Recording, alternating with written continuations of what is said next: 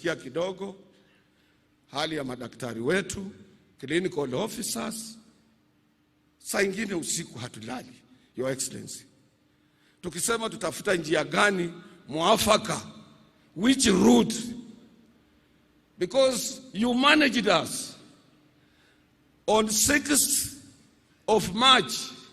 Wakati ulitangaza serikali haina pesa, you rendered court impotent, you rendered FK impotent, you rendered your Minister of Labor impotent, you rendered that committee that you had set out where my deputy was impotent, because as a worker number one, when you take over a dispute, we cannot contradict you.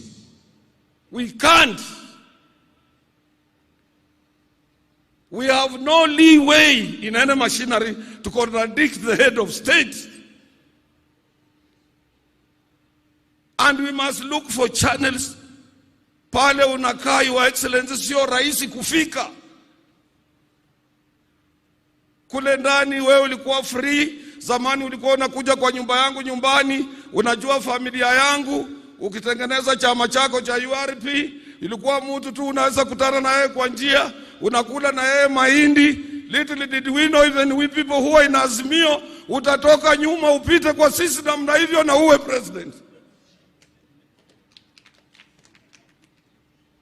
So that position kukufikia sio rahisi. But I know on each and every issue you have an answer. Hiyo tunakuachia, Your Excellency. Jacqueline Muga amesema tunakuachia.